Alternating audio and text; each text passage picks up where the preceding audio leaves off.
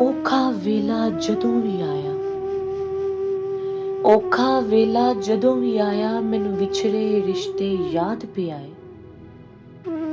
ਹਰ ਕਿਸੇ ਦੀ ਮੈਨੂੰ ਖਿੱਚ ਪਈ ਪੈਂਦੀ ਕਿ ਲੈਣਾ ਸਾਹ ਔਖਾ ਹੋ ਜਾਵੇ। ਧਿਆਨ ਮੇਰਾ ਮੁੜ ਜਾਏ ਪਿੱਛੇ ਨੂੰ, ਕੋਈ ਜਾਦੂ ਹੋਈਏ ਕਿ ਉਹ ਸਾਹਮਣੇ ਆ ਜਾਏ। ਸੀਨੇ ਲਾ ਕੇ ਮੈਂ ਆਪਣੇ ਦੁੱਖੜੇ ਸੁਣਾਵਾਂ, ਸੀਨੇ ਲਾ ਕੇ ਮੈਂ ਆਪਣੇ ਦੁੱਖੜੇ ਸੁਣਾਵਾਂ। ਲੰਘਿਆ ਸਾਰਾ ਕੁਝ ਦੱਸ ਕੇ ਮੈਨੂੰ ਠੰਡ ਪੈ ਜਾਏ। ਹਰ ਕਿਸੇ ਨੂੰ ਮੈਂ ਦੱਸਣਾ ਚਾਹਾਂ ਆਪਣਾ, ਹਰ ਕਿਸੇ ਨੂੰ ਮੈਂ ਦੱਸਣਾ ਚਾਹਾਂ ਆਪਣਾ। ਮੈਨੂੰ ਮੁਸਕਰਾਉਂਦਾ ਵੇਖ ਉਹ ਆਪ ਖੁਸ਼ ਹੁੰਦਾ ਜਾਏ। ਮੈਂ ਗੱਲਾਂ ਕਰ ਕਰ ਕਦੇ ਨਾ ਥੱਕਾਂ, ਮੈਂ ਗੱਲਾਂ ਕਰ ਕਰ ਕਦੇ ਨਾ ਥੱਕਾਂ। ਮੈਂ ਸੁਣਾਵਾਂ ਦੁੱਖੜੇ ਤੇ ਉਹ ਸੁਣਦਾ ਜਾਏ। ਹਰ ਕਿਸੇ ਨੇ ਕੀ ਕੀਤਾ ਆਪਣੇ ਵੇਲੇ 'ਚ, ਹਰ ਕਿਸੇ ਨੇ ਕੀ ਕੀਤਾ ਆਪਣੇ ਵੇਲੇ 'ਚ। ਫਿਰ ਸੁਣਾ ਕੇ ਉਹ ਪਿਛਲੀਆਂ ਮੈਨੂੰ ਨਸੀਹਤ ਕਰਦਾ ਜਾਏ। ਮੁਝੱਸਨ ਜਾਵੇਦ ਨੂੰ ਸ਼ਾਹ ਜੀ ਆਖਿਆ, ਘਬਰਾਨਾ ਕਿਉਂ ਹੈ,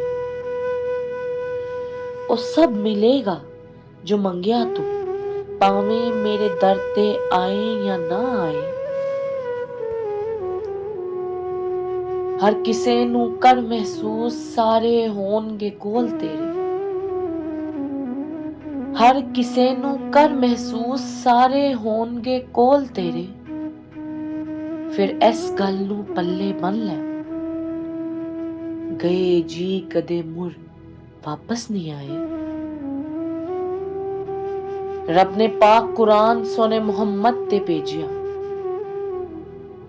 ਰੱਬ ਨੇ ਪਾਕ ਕੁਰਾਨ ਸੋਨੇ ਮੁਹੰਮਦ ਤੇ ਭੇਜਿਆ। ਹਰ ਇੱਕ ਗੱਲ ਸੋਹਣਾ ਸਾਨੂੰ ਸੋਹਣੀ ਸਮਝਾਏ। ਹਰ ਕਿਸੇ ਦੀ ਢੇਰੀ ਤੇ ਤੁਸੀਂ ਜਾਂਦੇ ਰਹਿਣਾ, ਹਰ ਕਿਸੇ ਦੀ ਢੇਰੀ ਤੇ ਤੁਸੀਂ ਜਾਂਦੇ ਰਹਿਣਾ। ਕਿ ਸਾਰੇ ਦੁੱਖ ਦਰਦ ਰੱਬ ਦੂਰ ਸਾਡੇ ਕਰਦਾ ਜਾਏ।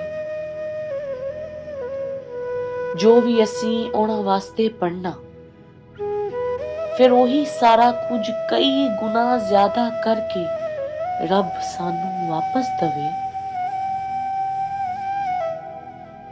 ਹਰ ਕਿਸੇ ਨੂੰ ਤੁਸੀਂ ਵੀ ਇਹ ਗੱਲ ਦੱਸਦੇ ਹੋ ਯਾਰ,